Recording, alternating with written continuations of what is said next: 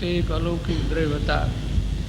અલૌકિક એમનું પરિણમન હતું ને અલૌકિક એમનો પુણ્યનો વાણીનો યોગ પણ કોઈ અલૌકિક સાતિશય યોગ હતો. ગુરુદેવશ્રીને શ્રુતની લબ્ધિ હતી. કરનારને તો કોઈ કાનમાં અમૃતની ધાર કરતું હોય એવું મીઠું લાગે. કેટલાક જીવોને તો એવું લાગ્યું છે કે જાણે કોઈ દૈવી વાણી આવે છે. અસાધારણ એક યુગ પુરુષ જેવું ગુરુદેવનું વ્યક્તિત્વ હતું ને કર્તૃત્વ પણ એવું હતું. પરમેશ્વરની જગ્યાએ નિમિત્ત છે તો અખંડ મોક્ષ માર્ગને એમણે જીવંત રાખ્યો છે. એમના વચનોમાં એવો કોઈ જાદુ છે, કોઈ ચમત્કાર છે.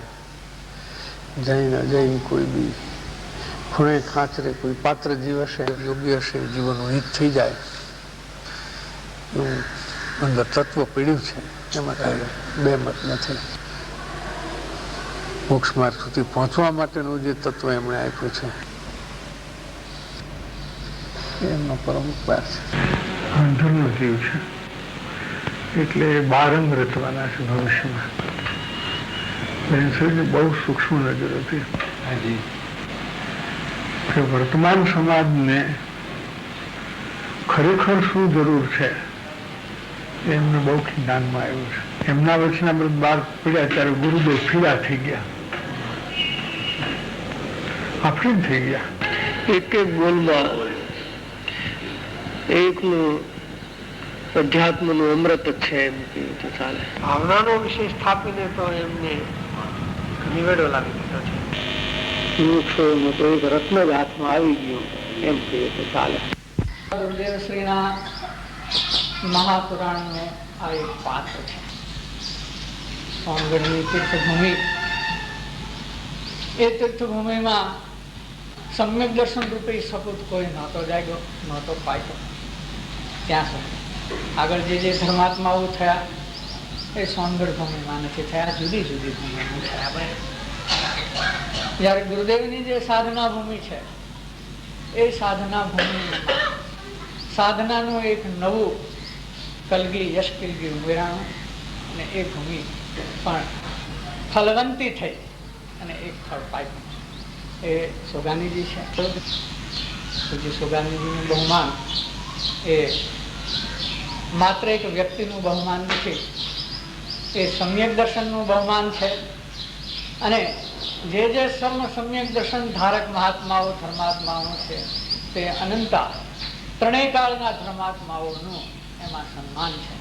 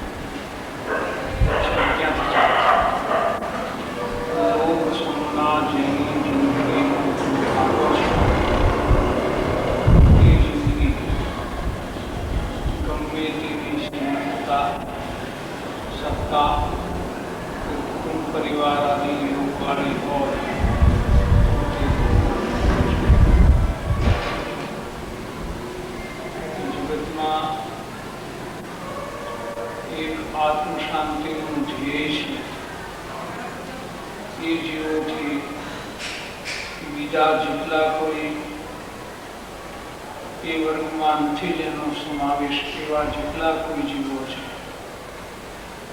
તે ભાગ લોક સંજ્ઞાએ જીવે છે અથવા જીવનનું ધ્યેય લોક સંજ્ઞા પૂર્વક વિતાવવાનું થાય છે, આખું જીવન વિતાવવાનું શૈલી કાં તો જીવને લોભ અને તૃષ્ણા એની પાછળ લોક સંજ્ઞા છે કે જેટલી શ્રીમંતા એ વિશેષ એટલી જગતની અંદર આકૃતિ વિશેષ અને જગતની દ્રષ્ટિએ પોતાની વિશિષ્ટતામાં શ્રીમંત તરીકે કેવી રીતે વધુમાં વધુ સારી રીતે દેખાય, લોકોની નજરમાં કેવી રીતે દેખાવું, એવો જે અભિપ્રાય તેને લોક સંજ્ઞા એવી લોક સંજ્ઞા વાળા જીવ ભલે શ્રીમંત હોય, ભલે ઉચ્ચમાં ઉચ્ચ સત્તાધારી હોય કે કુટુંબ પરિવાર ઘણું બહોળું કુટુંબ હોય અથવા ઘણો બહોળો મિત્ર સમુદાય હોય અથવા ઘણો બહોળો પોતાના સમર્થકોનો પરિવાર હોય, સમુદાય હોય, તો પણ એ લોક સંજ્ઞા છે દુઃખનો જ હેતુ છે. આ બધું હોવા છતાં એનું પરિણામ, એનું રિઝલ્ટ, ફલશ્રુતિ દુઃખમાં આવે છે. સિવાય દુઃખ એનું કોઈ બીજું પરિણામ નથી. છેલ્લું પરિણામ દુઃખ છે.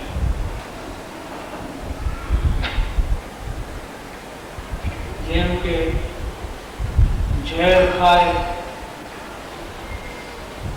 તો ઝેર ખાવાથી લાભ થાય એવું કોઈ અપેક્ષા કરી કે કાંઈને ઝેર ખાય એટલે નુકસાન થાય, પછી જેટલા પ્રમાણમાં ખાય એટલા, ઓછું ખાય તો ઓછું નુકસાન, વધારે ખાય તો વધારે નુકસાન. કેમ કે શરીરની જાતથી વિરુદ્ધ જાતિનો એ પરિબળ છે. લોક સંજ્ઞા પણ એક આત્માની માટે ઝેર હોવાથી, પ્રત્યક્ષ ઝેર હોવાથી, આત્મા માટે જેટલો લોક સંજ્ઞાનો ભાવ અથવા લૌકિક અભિનિવેશનો ભાવ જેટલો સેવાય છે એટલા પ્રમાણમાં એને નુકસાન, દુઃખરૂપ નુકસાન અહીંયા છે. એને નુકસાન દુઃખ ને દુઃખ જ છે. એનું પરિણામ ક્યાંય સુખ આવે એ વસ્તુના સ્વરૂપમાં નથી. અને આત્મશાંતિ જે જિંદગીનો ધ્રુવમાટો છે કે જેનું લક્ષ્ય આત્મશાંતિ ઉપર છે અને તેને પરિપૂર્ણ આત્મશાંતિ જ પ્રગટ કરવી છે, તેની જિંદગી ગમે તો એકાકી હોય, એકલો હોય, કોઈ એને સમર્થક ન હોય, કોઈ કુટુંબ પરિવાર ઘરમાં ભલે કોઈ ન હોય, કોઈ મિત્રાદી ન હોય, કાંઈ ન હોય, એકાકી જીવન હોય, તો પણ ત્યાં એની અંદરમાં પરમ સમાધિ રહે છે, અંદરથી શાંતિ આવે છે.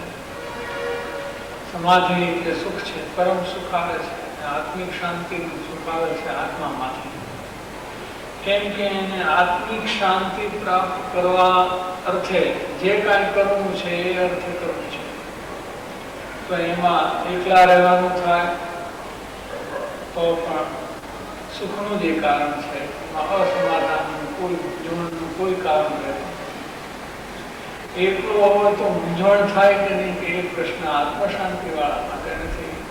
પોતાનું આત્મશાંતિને એ અનુકૂળ છે. મોક્ષ માર્ગને જેટલો પરિચય ઓછો એટલું નિમિત્ત અપેક્ષા એ અનુકૂળ છે, અને જેટલો પર પરિચય વિશેષ એટલો નિમિત્ત અપેક્ષા એ પ્રતિકૂળ છે. નિમિત્તની અપેક્ષા છે, કારણ કે કોઈ નિમિત્ત છે. એટલે પર પરિચય વધારવાનું મોક્ષાર્થી કે જ્ઞાની ઈચ્છતા નથી કે બીજાનો પરિચય વધારવો અને એ વધારવાથી કઈ લાભ એ મોક્ષાર્થીના અને જ્ઞાનીના સિદ્ધાંત બહારની વાત છે. પરિચય વધારવો કહીએ કે એ લોક સૂચનાવાળાનું કામ, મોક્ષાર્થીનું એ કામ હજી જાય એક બીજી વાત છે, પણ એના સિદ્ધાંતમાં કે એના લક્ષ્યમાં એ વાત નથી. એ લક્ષ્ય એની પ્રવૃત્તિ હોય તો ત્યાં મોક્ષાર્થી પણ નથી, આત્માર્થી પણ નથી, પણ ત્યાં લોક સૂચનાનું પ્રબળપણું છે એમ સમજવું જોઈએ. લોક સૂચનાનો વિષય મારે ચર્ચા છે. લોકની અને સમાજની મુખ્યતા કરવી કે કેમ,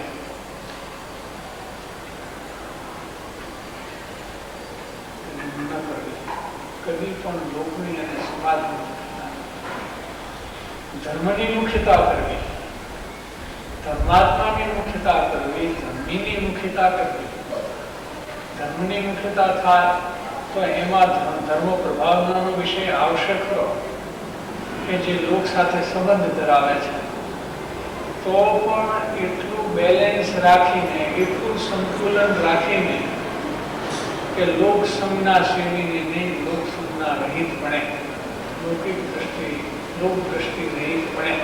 આ રીતે નહીતર આખી કાર્ય પદ્ધતિ ઉલટી સુલટી થઈ જાય છે. ધર્મની મુખ્યતા એક વાત છે અને લોકોની મુખ્યતા એક બીજી વાત છે. લોકો ધર્મ પામે ભાવનાનો વિષય છે અને લોકોની મુખ્યતાથી પ્રવૃત્તિ કરવી એમાં આખી લાઈન બદલાઈ જાય છે, ઉલટી થઈ જાય છે. એટલો મોટો ફેર છે. એ વાતનો આંકડો ન સમજે તો પ્રભાવના કરતા કરતા લૌકિક સંજ્ઞાનમાં, લૌકિક દ્રષ્ટિમાં ચાલી જાય, એને ખબર ન પડે નહીં કે હું તો પ્રભાવ આગળ થાય.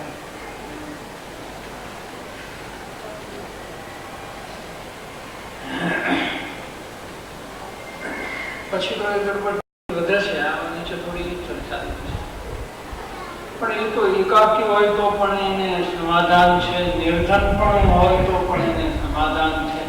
કેમ કે એને અપેક્ષા નથી, નથી સંઘની અપેક્ષા, નથી ધનની અપેક્ષા, અને નિર્વસ્ત્ર હોય તો પણ એને સમાધાન છે. એટલે સુધી એને સમાધાન છે. કેમ કે પોતે જ્ઞાતા દ્રષ્ટા છે, એના ઉપર આખું બધું ચાલી જાય છે.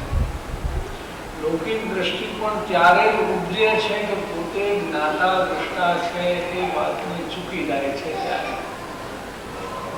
એ વાતને રાખતા લૌકિક દ્રષ્ટિ રહેતી નથી. કેમ કે એ પરસ્પર વિરુદ્ધ દ્રષ્ટિ છે. આત્મદ્રષ્ટિ અને લોક દ્રષ્ટિ બે પરસ્પર વિરુદ્ધ દ્રષ્ટિ છે, સાથે રહી શકે.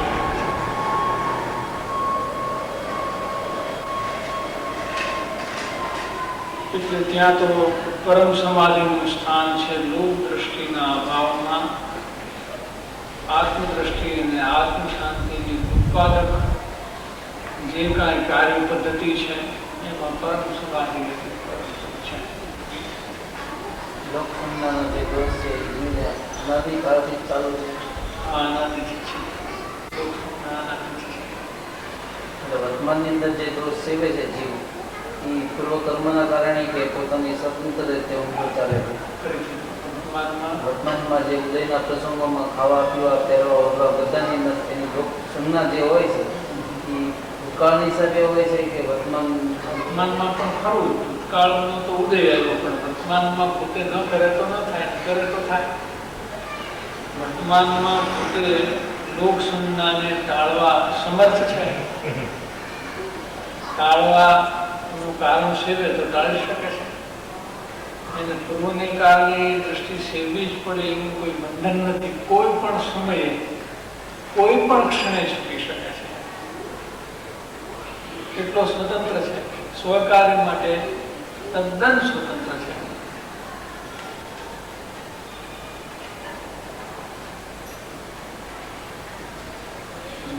દ્રષ્ટાંત છે ઇતિહાસની. અનંત કાળથી નિગોદના ભાવ સિવાય બીજો કોઈ ભાવ ન કર્યો હોય. અનંત કાળથી નિગોદના સંસ્કાર પ્રચુર કષાય કલંકો, કોઈ એક પળે કષાયની મંદતા પામીને મનુષ્ય થાય, સીધો સંગી પંચેન્દ્રિય થાય, એકેન્દ્રિયમાંથી સીધો પંચેન્દ્રિય થાય. મનુષ્ય થાય અને સમ્યક દર્શન ગ્રહણ કરી શકે, નિર્ગુણ ગ્રહણ કરી શકે, ચરમ શરીર વાત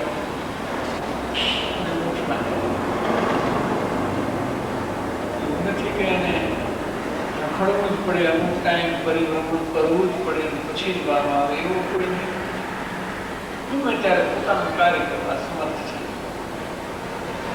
પણ કરતા બુદ્ધિએ છતાંય કોઈ કાર્ય થતું નથી એ વાત લક્ષમાં રાખવાની છે. જે થાય છે એ પોતાના સહજ પ્રબળ પુરુષાર્થથી થાય છે. પ્રબળ પુરુષાર્થ કરો પણ એ સહજ જ, કેમ કે આમાં કૃત્રિમ પુરુષાર્થ તો કોઈ કાર્ય થઈ શકતું નથી. એ પુરુષાર્થ જ નથી કરતો. કૃત્રિમ પુરુષાર્થ એ પુરુષાર્થનું સંબંધીની ભ્રમણા માત્ર છે. એ કોઈ પુરુષાર્થનું સ્વરૂપ નથી, પરંતુ પુરુષાર્થ સ્વયં જ નથી એમ છે.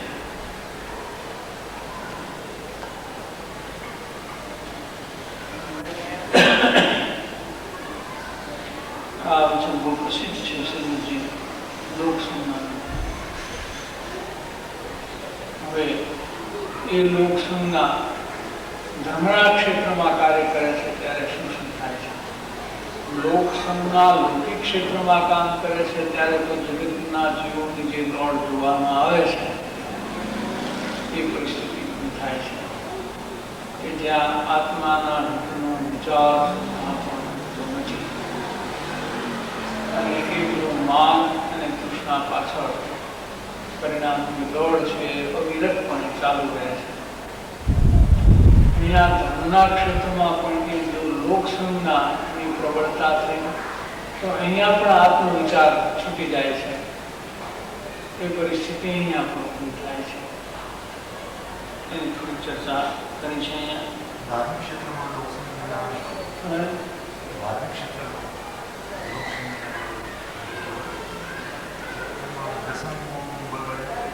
દર્શનનું બળ વિશેષ છે.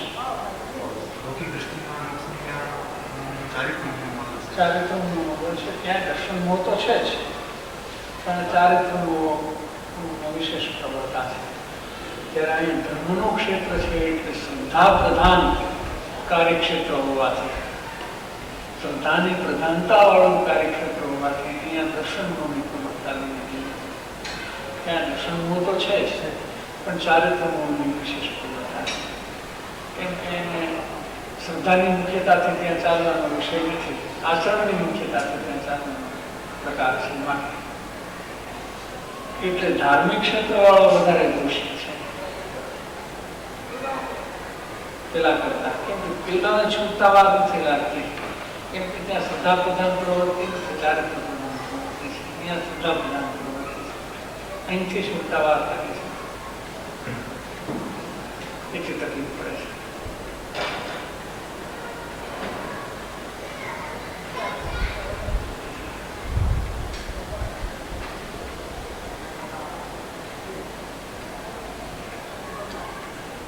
એવા ઘણા ચિત્ર વિચિત્ર પ્રકાર છે પરિણામોના. જેમ કે અન્યમતિ છે, તો અન્યમતિ શું કરશે કે જે અન્યમતમાં એનો જન્મ થયો છે, જે તેમાં રહેલા દેવગુરુ શાસ્ત્રને થાપશે, માનશે અને એને અનુસરીને પરિણામ કરતા કદાચ અત્યંત મતકષાયના પરિણામ પણ કરશે. એ એક પ્રકારનો અન્યમતિ છે.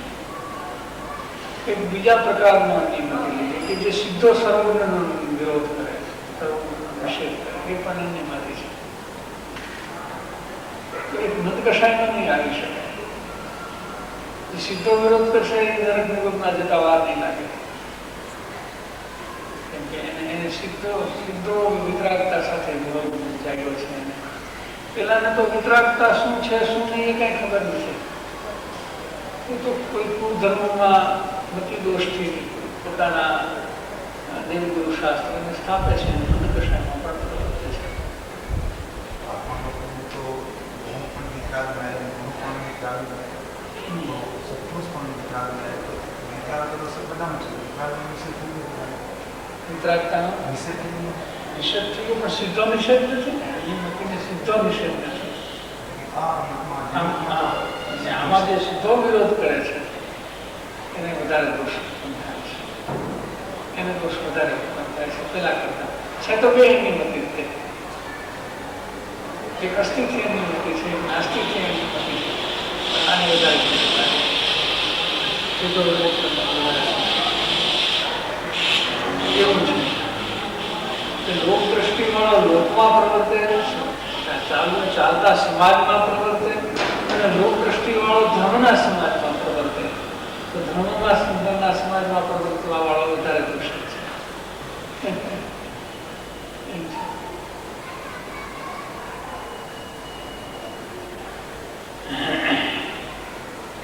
એક બીજું પણ એમાં ન્યાય છે કે જે ધર્મનું ક્ષેત્ર લોક દ્રષ્ટિ છૂટવાનું નિમિત્ત છે, સાધન છે, બાહ્ય સાધન છે, ત્યાં જ લોક દ્રષ્ટિ વધારે પ્રબળપણે લોક દ્રષ્ટિમાં આવી પરિણમે છે. પછી એને કોઈ છૂટવાનું સ્થાન બાકી નહીં.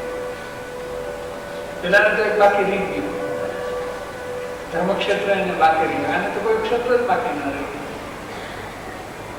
એમથી એ ન્યાય એ વધારે દૂષિત છે.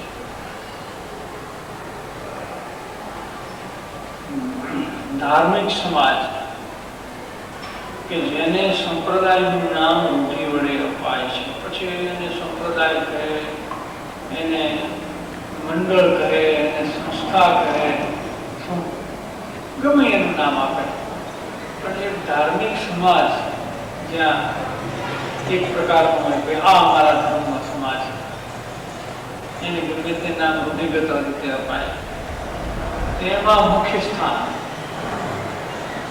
અથવા નેતાપદની પ્રાપ્તિ હોય ત્યાં લોક દ્રષ્ટિ ઉકેલવાનું કારણ છે. મુખ્યતા આવે છે, આખા સમાજની મુખ્યતા રાખીને પ્રવૃત્તિ, અથવા મુખ્યતા પ્રાપ્ત કરવું હોય, નેતાપદની પ્રાપ્તિ હોય અથવા નેતાપદ પ્રાપ્ત કરવું હોય, ત્યાં લૌકિક અભિનિવેશ વૃત્તિનું જોર વધી જાય છે. કેમ કે ત્યાં એની સમાજની મુખ્યતાથી જ પ્રવર્તવાનું ચાલે છે. એ સંપ્રદાય ધર્મનો જે સંપ્રદાય અને સમાજ છે એની મુખ્યતા રાખીને પ્રવર્તવું છે. ત્યાં લૌકિક અભિનિવેશની વૃત્તિ છે એ જોર કરવા લાગે છે.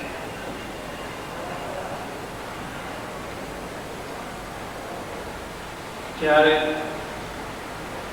ધર્મના સિદ્ધાંતો આચરણમાં ઉતારવાને બદલે ત્યાં શું પરિસ્થિતિ થાય છે કે એ ધર્મના સિદ્ધાંતો લોકોને વાળવાનું એક સાધન બનાવવા માંગે છે. ધાર્મિક સિદ્ધાંતો લોકોને આકર્ષણ કરવા, લોકોને વાળવા, લોકોને અમુક રીતે રાખવા, અમુક પ્રકારે લોકોને સાચવવા, જાળવવા, ટ્રીટ કરવા, આ પ્રકાર થઈ જાય છે. એટલે એ સિદ્ધાંતો પોતામાં ઉતારવાને બદલે સિદ્ધાંતના અંચળા નીચે, સિદ્ધાંતના ઓઠા નીચે, અથવા ધાર્મિક બાહ્ય પ્રવૃત્તિના બહાને, અંચળા નીચે, એ બહાને જીવ પોતાને અનુકૂળ રહેવા વાળા, પોતાના અભિપ્રાયને અનુકૂળ રહેવા વાળા અને પોતાને અનુસરવા વાળા લોકોનું સંગઠન કરવા લાગી જાય છે. આ એને સંગઠન કરવાની વૃત્તિ આવ્યા કે આ સમાજમાં મને અનુસરવા વાળા કેટલા, મારા અભિપ્રાયને અનુકૂળ ચાલવા વાળા કેટલા, એનું એકતા રાખવું, એનું સંગઠન કરતા. અહીંયા ધર્મમાં તો ધર્મને અને સંગઠનને તો કોઈ લેવા દેવા નથી. સંગઠન એ કોઈ ધર્મનો વિષય નથી. એટલે ધર્મના ક્ષેત્રમાં સમાજ સંગઠનનો વિષય જ્યારે આવી જાય ત્યારે સમજવું કે ધર્મનું બાનું અંચળો રહી ગયો છે, બાદ સમાજ સંગઠન.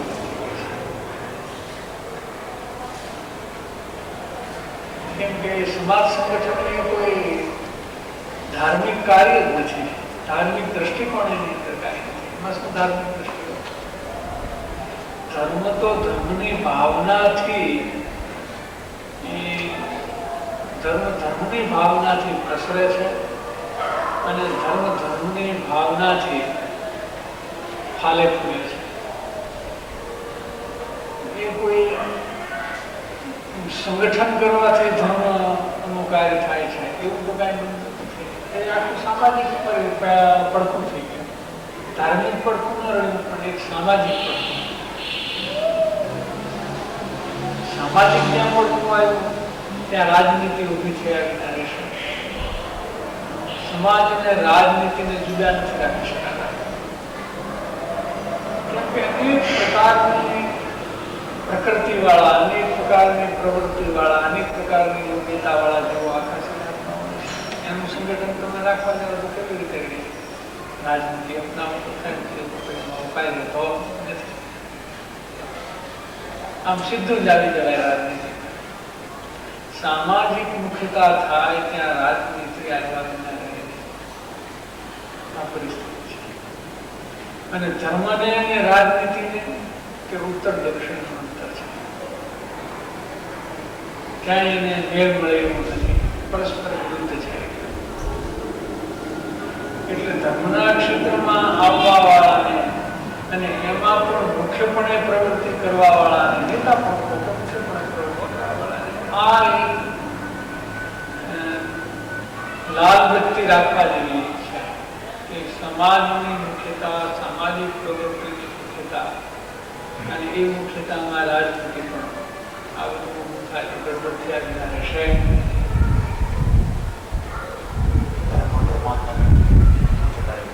ધર્મ અને ધર્માત્માની પછી ગમે તે પ્રવૃત્તિ થાવ એમાં વાંધો નહીં આવે. પણ સમાજની મુખ્યતાથી ધાર્મિક પ્રવૃત્તિ કરવા જતા પણ કઈ ને કઈ લોચો ઉભો થયા વિના એ વાત થઈ ગઈ છે.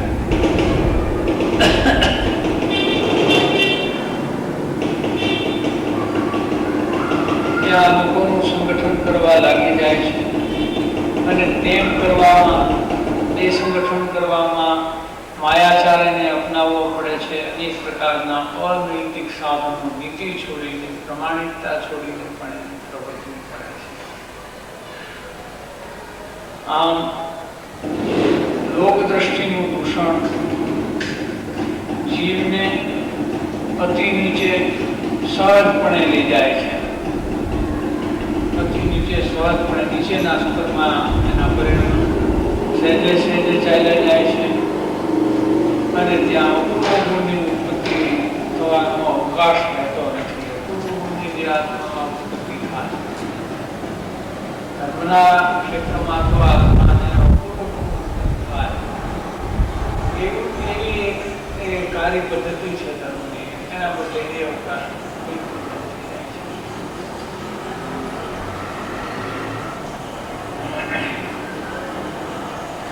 અને ત્યાં આત્મહિતનો વિચાર સુદ્ધા ઉપજતો નથી. અહીંયા જે લૌકિક જનને આત્મહિતનો વિચાર સુદ્ધા ઉપજતો નથી, તેમ અહીંયા પણ મારા આત્માનું હિત કરવું છે એ પ્રકારનો જે વિચાર છે એ વિચાર આવવાનું પણ બંધ થઈ જાય છે. પછી પરિણામની ગતિ એટલી બધી એ લોકને અનુસરતી, લોક દ્રષ્ટિને અનુસરીને પ્રવર્તવા લાગે છે કે એ વિકલ્પની ઘટમાં એમાં આત્મહિતનો વિચાર સુદ્ધા રહેવો મુશ્કેલ છે. એ પરિસ્થિતિમાં આવી રહ્યા છે.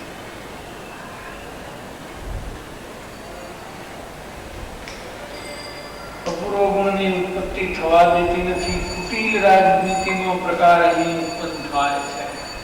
રાજનીતિમાં કુટિલતા હોય છે, અહીંયા આવ્યા વિના રહેતી નથી. એટલે સમાજની મુખ્યતા થઈ ગઈ એટલે પરિણામ ત્યાં સુધી ચાલ્યા જાય છે નીચેના સ્તરે.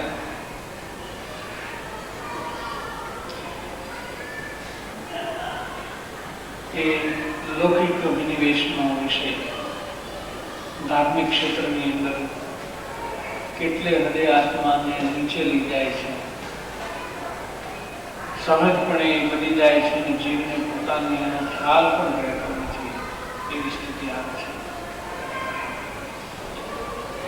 બીજો અભિનિવેશનો બીજો ભેદ છે શાસ્ત્રીય અભિનિવેશ. આ પણ ધર્મના ક્ષેત્રમાં ઉત્પન્ન થતો એક બીજા પ્રકારનો અભિનિવેશ છે, જે મુખ્યપણે શાસ્ત્રનું અધ્યયન કરવાવાળા, શાસ્ત્રનો અભ્યાસ કરવાવાળા જીવો છે.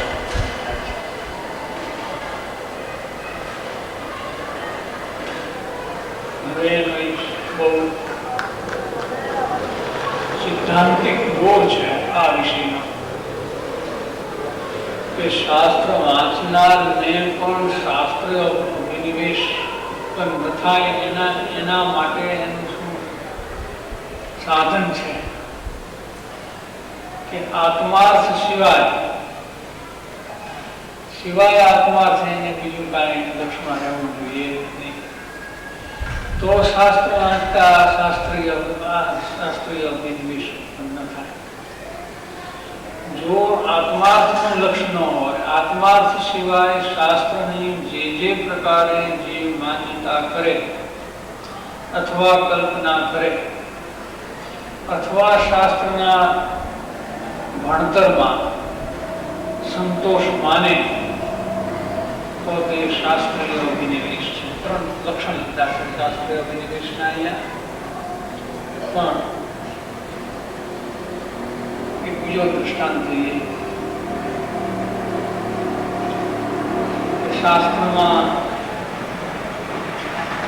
પ્રત્યક્ષ સત્પુરુષના યોગનું મહત્વ અને મહત્તા કોઈ દર્શાવતા હોય તો કોઈ એમ તર્ક કરે કે અહીંયા નિમિત્તાધીન દ્રષ્ટિ થઈ જાય તો આમાં તો કઈ નિમિત્તાધીન દ્રષ્ટિની વાત સેવાઈ જાય છે એવું લાગે છે. તો એવો જે એ બાજુનો જોરવાળો વિચાર આવ્યો, એનું કારણ, એનું મૂળ તપાસવામાં આવે તો એટલું જ છે કે એને આત્માર્થનું લક્ષ નથી. જો આત્માર્થનું લક્ષ હોય તો એને આ સત્પુરુષના યોગથી આત્માર્થ કેમ સદાય એના ઉપર લક્ષ જવું જોઈએ. એના બદલે એમણે શાસ્ત્ર વાંચીને એમ નક્કી કર્યું છે કે નિમિત્ત પ્રત્યે ઢળવા જેવું નથી, ઉપાદાન પ્રત્યે ઢળવા જેવું છે, એવું એ શાસ્ત્ર વાંચીને એમ વિચાર્યું છે ને. તો જ્યાં આત્માર્થ સદાય એવી વાત ચાલે છે, ત્યાં પણ એને આત્માર્થનું લક્ષણ હોવાથી કુતર્કની ઉત્પત્તિ થઈ આવે છે. અને એ કુતર્કમાં એ સિદ્ધાંતને જોડે છે કે નિમિત્તાધીન દ્રષ્ટિ આત્માને અનુકૂળ નથી, માટે અહીંયા નિમિત્તાધીન દ્રષ્ટિથી વાત નહીં થવી જોઈએ. ન્યાય પકડવો મુશ્કેલ પડે એવી વાત છે. નિમિત્તાધીન દ્રષ્ટિ હરગીજ સ્વીકારવામાં આવતી નથી. દ્રષ્ટિ અપેક્ષાએ નિમિત્તાધીન દ્રષ્ટિનો હરગીજ સ્વીકાર નથી, તો પણ યથાર્થ નિમિત્તપણો અને નિમિત્તત્વનો પણ યથાર્થપણે સ્વીકાર હોય છે. યથાર્થ નિમિત્તનો અને નિમિત્તત્વનો સ્વીકાર હોય છે. જો એમ ન થાય,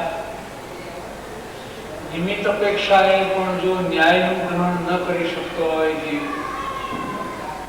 તો કહેવાની ભાગ્યે જ જરૂર છે કે ઉપાદાન અપેક્ષાએ જીવ ન્યાયનું ગ્રહણ કરી શકે જ નહીં.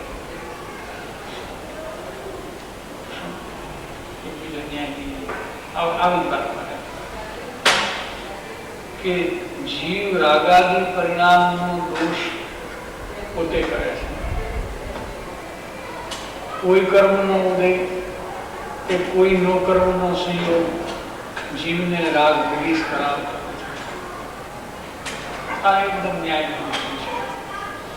આટલો પણ ન્યાય પકડી શકે નહીં અને કોઈ સીધી એમ વાત કરે, આ ન્યાય પકડી શકે નહીં અને એમ વાત કરે કે આત્મા રાગાદીનો અકર્તા છે, માટે આ જે દોષ થાય છે તે આત્માનો નથી.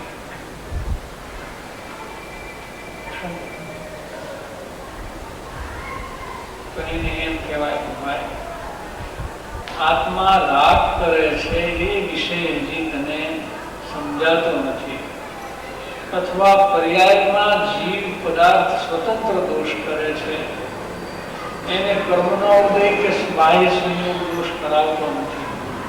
આત્મો ન્યાય પણ તને પકડાતો નથી, તો તને અકર્તાપણાનો ન્યાય ક્યાંથી પકડાનો? અકર્તાપણાની વાત કરે છે તારી સમજણ વગરની જુઠ્ઠી વાત છે, ક્યાંથી ધારેલી વાત છે. એમ જેને યથાયોગ્ય દેવ ગુરુ શાસ્ત્ર અને સત્પુરુષનું નિમિત્તત્વ પણ તેને સમજાયું નથી. એ કોઈ એમ કહે કે અમને આત્માનું ઉપાદાન સમજાયું છે,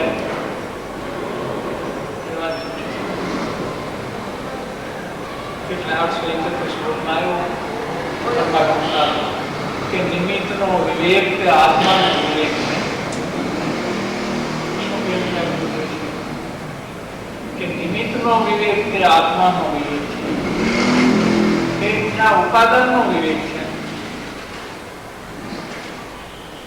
કે અનંતકાળમાં જીવે જપ તપ શાસ્ત્ર અધ્યયન આદિ અનંતવાર કરવા છતાં પ્રત્યક્ષ યોગમાં જીવ ભૂલ્યો છે, અને જે કાંઈ ક્ષતિ રહી ગઈ છે આ પ્રકારની ક્ષતિ રહી ગઈ છે. તેથી જપ તપને શાસ્ત્ર અધ્યયન કરવા છતાં પણ એને માર્ગ નથી. કેમ કે એને સજીવન મૂર્તિ છે, એ સજીવન મૂર્તિનો યોગ શું છે ને એનું મહત્વ શું છે ને માર્ગ પ્રાપ્તિનું નિમિત્ત ત્યાં કેવી રીતે ભજે છે એ વિષયનો ન્યાય એને સમજાતો નથી. એને સીધો ઉપાદાનનો ન્યાય સમજાય જાય.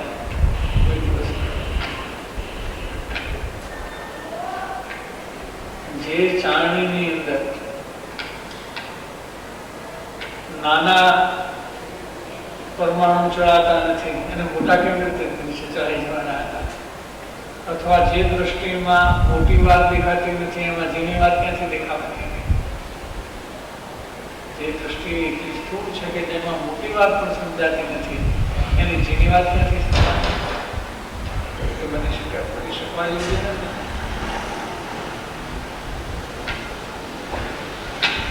એટલે આત્માર્થ સિવાય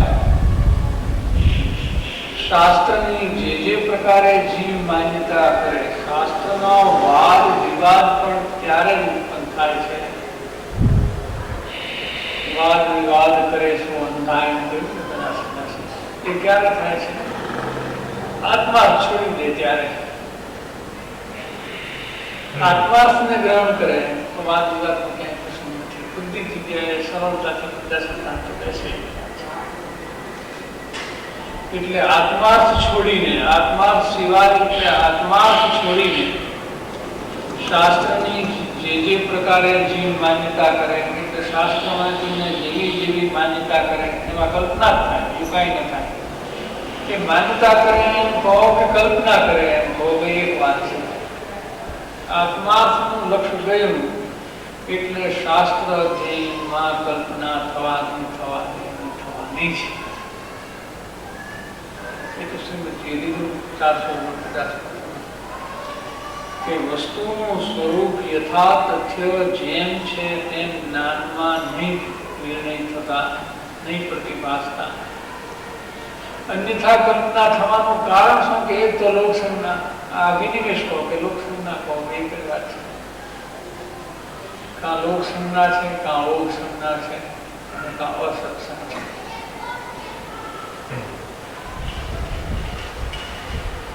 એટલે જીવ કલ્પના કરે અથવા શાસ્ત્રના ભણતરમાં સંતોષ માને. જેટલું કાંઈ એને શાસ્ત્ર ભણતર થાય એમાં એને જાણે અજાણે સંતોષ પકડાય, ત્યારે પણ એમ સમજવું કે તે શાસ્ત્રીય અભિનિવેશ છે. અથવા આ તો શાસ્ત્રનો વિષય છે, પણ કોઈ પણ પ્રકારના પરિણામમાં સંતુષ્ટ થવું એ દર્શન નું બળ વધતા જ બને છે. મિથ્યાત્વના જોરમાં જ એવું થાય છે. દ્રૈવલિંગી મુનિને પણ જો કાંઈ દર્શનનું ચિહ્ન પકડવું હોય, જે પ્રખરપણે પંચમહાવત અને 28 મૂળ ગુણ પાળનાર હોય અને અંગ પૂર્વધારી હોય દ્રગલિંગી, તો એને મિથ્યાત્વ કેવી રીતે એનું પકડવું?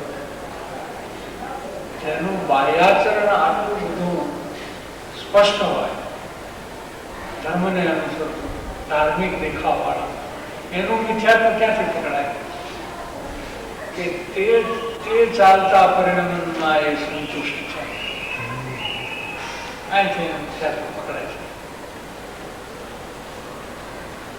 સમ્યક દ્રષ્ટિ જીવ કદી પરિણામનો આશ્રય કરતો નહીં હોવાથી પરિણામ સંતુષ્ટ પણ એને આવતું નથી. નહીંતર એનું તો અંદરથી તૃપ્તિ ઉપજે છે. આત્મશાંતિ વિદાતી હોવાને લીધે એને અંદર તૃપ્તિ વિદાય છે, તૃપ્ત થાય છે શાંતિથી. તો પણ એને સંતુષ્ટ પણ નથી થતો. કેમ કે પોતાનું જે પરિપૂર્ણ સ્વરૂપ છે એના ઉપર દ્રષ્ટિ હોવાને લીધે એને વર્તમાન પરિણામની અલ્પતા અને પૂર્ણતા ભાષે છે, જ્ઞાનમાં બરાબર રહે છે, અને તેથી ક્યાંય એને સંતુષ્ટ થવાનું ગમતું નથી. જ્યાં સુધી પૂર્ણ દશા પ્રગટ ન થાય ત્યાં સુધી એને સંતુષ્ટ થવાનું ગમતું જ નથી. મુનિ થાય તો પણ નહીં, કે એ ધીમી ધારે પડતી હોય છે. સમ્યક દ્રષ્ટિ મુનિરાજ છે તો પ્રચુર સ્વસંવેદનથી પ્રચુર આત્મામાં લહેર કરે છે, આત્માના આનંદમાં હાલે છે. મુનિરાજ કહે છે કે ધીમી ધારે આમ ચાલે છે, એક સાથે અમારે પૂરેપૂરું જોઈએ, ત્યાં સુધી સંતોષ થાય નહીં. આ પરિસ્થિતિ દરેક સાથે અવસ્થામાં છે, કોઈ પણ અવસ્થામાં. એટલે સંતોષ માને તે શાસ્ત્રીય વિનિવેશ છે, અથવા સંતોષ માને ત્યાં શાસ્ત્રના ભણતરમાં દર્શનનો એ જોર કરી રહ્યું છે, એટલે અભિનિવેશ મૂક્યું છે. ત્યાં શું વિચારવું જોઈએ, કેવી રીતે વિચારવું જોઈએ, શાસ્ત્ર ભણતર, શાસ્ત્ર અધ્યયન કરવા વાળાએ કે પોતાની દ્રષ્ટિમાં અપૂર્વ નિરાવરણ પ્રગટ થયું નથી. આત્મા પરિપૂર્ણ નિરાવરણ પદાર્થ છે પોતે, એવું અપૂર્વ નિરાવરણ પણ એની દ્રષ્ટિમાં આવ્યું નથી, પ્રગટ થયું નથી, પ્રગટપણે દ્રષ્ટિગોચર થયું નથી. અને છતાં શાસ્ત્રના ભણતરમાં સંતોષ માને છે કે હું ઘણું જાણું છું, ઘણું જાણ્યું છે. શાસ્ત્રના અભ્યાસમાં મારી બરાબરીમાં બહુ ઓછા લોકો છે, એની દ્રષ્ટિ નીચે છે. મારી બરાબરીમાં બહુ ઓછા લોકો છે, એટલે એને પોતાની દ્રષ્ટિમાં અપૂર્વ નિરાવરણ પણ પ્રગટ થયું નથી. તેમ છતાં શાસ્ત્રની જે ધારણા છે એ ધારણામાં અથવા અપ્રયોજનભૂત વિષયના જાણપણામાં, હવે એમાં પાછું કેટલોક વિષય તો પ્રયોજન વાળો જ નથી હોતો, જાણવાનો જ વિષય હોય છે. અનેક પ્રકારના અપ્રયોજનભૂત વિષયના જાણપણામાં પોતાની મહત્તાના નિર્વાહને લીધે બીજા મહત્તા આપતા હોય છે. શાસ્ત્રનું જાણપણું હોય એને નહીં, ન જાણપણું હોય એવા લોકો એને મહત્તા આપતા હોય છે. એટલે પોતાની મહત્તાના નિર્વાહને લીધે પોતે ધારણામાં રાખેલા વિષયનું મહત્વ દર્શાવીને પોતે જેની ધારણા કરી છે, પોતે જે સમજ્યો છે એ બહુ મહત્તા વાળી વાત છે એમ દર્શાવીને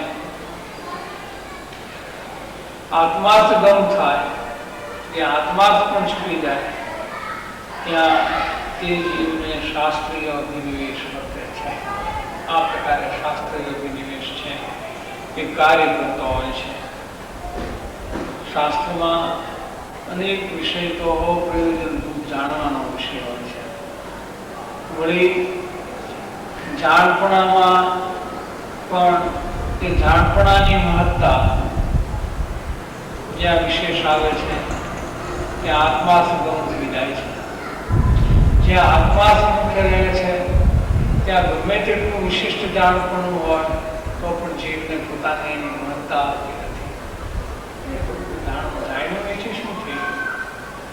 માણસ સ્પષ્ટીકરણ ઉપર વજન આપે છે ને, હજી સ્પષ્ટ થવું જોઈએ, હજી સ્પષ્ટ થવું, પણ એ તો માત્ર જાણવાનો વિષય છે. જાણવું અને પુરુષાર્થમાં આવવું, પુરુષાર્થમાં પરિણમવું બે જુદી જુદી વાત છે. તો આત્માર્થીને તો સ્પષ્ટ થાય તો પણ એમ વિચારવાનું કે જાણ્યું તેથી શું થઈ ગયું? તો જાણ્યું પણ તેથી શું?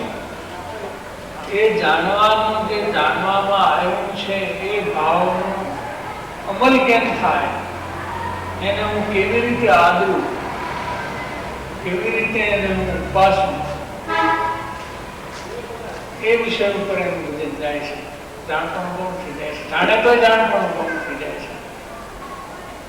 જેને આત્મા ઉપર વજન છે અને જેને જાણપણા ઉપર વજન છે એને જાણવા કરતા એ જાણપણાના વિષયની મહત્તા અને સંતોષ ઉત્પન્ન થયા વિના રહે. ત્યાં આત્માર્થગમ થઈ જાય છે. એટલે ત્યાં એને આદરવાનો જે પ્રયત્ન થવો જોઈએ, આદરવાની ઉત્સુકતા થવી જોઈએ અને આદરવા માટે ઉદ્યમ ઉપજવો જોઈએ, એ ઉદ્યમનો અભાવ થઈ જાય છે. બીજી રીતે કહીએ તો પુરુષાર્થનો અભાવ થઈ જાય છે. એટલે જ્ઞાનની યથાર્થતા પુરુષાર્થની ઉપાદક છે. જ્ઞાનની યથાર્થતા પુરુષાર્થની ઉત્પાદક છે અને એમાંથી અનર્પિક નીકળે છે કે જ્ઞાનની અયથાર્થતા પ્રમાદની ઉત્પાદક છે અથવા અપુરુષાર્થની ઉત્પાદક છે. એટલે આના ઉપરથી જે વિષય તો તેનો તે જાણવામાં છે, જાણપણું તેવું ને તેવું છે, જાણપણુંમાં બીજો વિપર્યાસ નથી થતો. શાસ્ત્રને અનુકૂળ જાણપણું, શાસ્ત્ર જે કહેવા ધારે છે એવું જાણપણું. 11મી ગાથામાં દ્રષ્ટિનો વિષય લીધો છે, બીજી વાત નથી. શાસ્ત્રકારની વિવિક્ષા છે એમાં ભૂલ નથી કરતો. જાણે છે તે વિવિક્ષા એની સાથે છે, પણ અયથાર્થતા શું છે કે એ જાણપણું એને પુરુષાર્થ ઉત્પાદક થવું જોઈએ, એ પુરુષાર્થ ઉત્પાદક નથી થતું. ત્યારે જાણવામાં ફેર પડ્યો છે, જાણવામાં ફેર છે. આ ફેર એને જો સમજાય તો એ ખોટે રસ્તે આગળ વધતો અટકી જાય. અથવા વધુ ભાર પણ મૂકે છે. જ્ઞાની તો ચોથા ગુણસ્થાને ઉભા રહીને વાત કરે છે અને શાસ્ત્રકાર તો 6ઠા-7મા ગુણસ્થાને બિરાજમાન છે, નિરાજ છે. માટે અમારે તો શાસ્ત્ર વચનને મુખ્ય કરવા છે. શાસ્ત્ર મુખ્ય, શાસ્ત્રોમાંથી અમે સમજશું, ગમે એમ કરીને એમાંથી સમજી લઈશું. એમ કરીને પણ જે પુરુષના પ્રત્યક્ષ યોગની ઉપેક્ષા કરે અથવા વિમુખ વર્તે તો તે અપ્રશસ્ત શાસ્ત્રીય અભિનિવેશ છે. તો ત્યાં એને પ્રશસ્ત પ્રકારનો શાસ્ત્રીય અભિનિવેશ નથી રહેતો, પણ અશુભ પ્રકારનો શાસ્ત્રીય અભિનિવેશ થાય છે. આ વિષય લીધો છે શ્રીમદજીના પત્રમાંથી લીધો છે. 661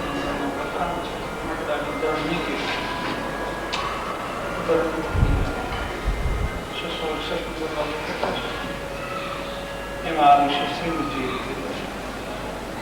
બહુ ઊંડેથી એમણે આ વાત લીધી છે. એના બહુ ઊંડા જ્ઞાનમાં આ વિષય કે એવું જીવ ક્યારે કરે પ્રત્યક્ષ સત્પુરુષનો યોગ સંભવિત હોય, પ્રત્યક્ષ સત્પુરુષ વિરાજમાન હોય એવા ક્ષેત્રમાં જીવને આવાગમન સાનુકૂળ હોય છતાં પણ જીવ શાસ્ત્રની મુખ્યતા કરે, શાસ્ત્ર અધ્યયનની મુખ્યતા કરે, ત્યારે એક તો એને આત્માર્થ ચાલ્યો હોય પણ એને ઊંડે પણ પોતાની મહત્તા વધારવાનું માન પ્રકૃતિની ઘણી તીવ્રતા થાય ત્યારે એને શાસ્ત્રની મુખ્યતા કરે અને સત્પુરુષની વર્તમાન વિદ્યમાનતાને ગૌણ કરે. આ અપ્રશસ્ત શાસ્ત્રીય અભિનિવેશના પરિણામમાં ઉડાડીને શ્રીમતી આ વાત બહાર કાઢી કે આવું બને ક્યારે જો આત્માથી હોય તો એને રસ્તો દેખાડનાર સજીવન મૂર્તિ મળે તો એ બધું જ ગૌણ કરી નાખે એની પાસે, શાસ્ત્ર અધ્યયન ગૌણ કરી નાખે, બધું જ ગૌણ કરી નાખે અને એના સમાજમાં એવું ક્યારે ન થાય કે જ્યારે પોતાની કંઈક શાસ્ત્રના માધ્યમથી શાસ્ત્રના બહાને પોતાની મુખ્યતા વધારવી હોય એવું ઊંડે માન પ્રકૃતિનું તીવ્ર જોર વધતું હોય ત્યારે એ શાસ્ત્ર પ્રવૃત્તિ એની પ્રશસ્ત પ્રવૃત્તિ નહીં રહેતા અપ્રશસ્ત પરિણામ પ્રવૃત્તિ થઈ જાય છે. એ જોઈને અહીંયા એમ કહ્યું કે મુખ્ય સાધન એવો પ્રત્યક્ષ જ્ઞાનીનો સમાગમ છે, તેને શાસ્ત્રની મુખ્યતા દર્શાવીને તેના સમાન ગણે અથવા તેનાથી વધુ ભાર શાસ્ત્ર પ્રત્યે મૂકે તે તો અપ્રશસ્ત શાસ્ત્રીય અભિનિવેશ છે. એ તો પ્રશસ્ત શાસ્ત્રીય અભિનિવેશ પણ રહેતો નથી, એમાં કશાયની મંદતા પણ રહેતી નથી, એમાં કશાયની તીવ્રતા ઘણી વધી જતા જ આમ બને, બીજી રીતે આમ બને નહીં. એટલે સત્પુરુષના યોગનું મહત્વ કેટલું છે એ વિષયની અંદર એ ઘણો વિપરીત ચાલ્યો ગયો છે. એ જે એટલે અપ્રશસ્ત શાસ્ત્રીય અભિનિવેશ કર્યો એ બહુ વિપરીત ચાલ્યો ગયો છે. એટલે એની કિંમત હોવાનો તો પ્રશ્ન જ રહેતો નથી, મૂલ્યાંકન કરવાનો તો એ વિષયનો એનો જ્ઞાનનો એની બુદ્ધિનો એ વિષય રહેતો નથી અને એ કોઈને કોઈ બાને શાસ્ત્રને કરે છે પણ એ રીતે તો કદી માર્ગ મળતો નથી, માર્ગથી દૂર ચાલ્યો જાય છે. ભલે શાસ્ત્ર અભ્યાસ કરે છે પણ માર્ગથી એ દૂર ચાલ્યો જાય છે.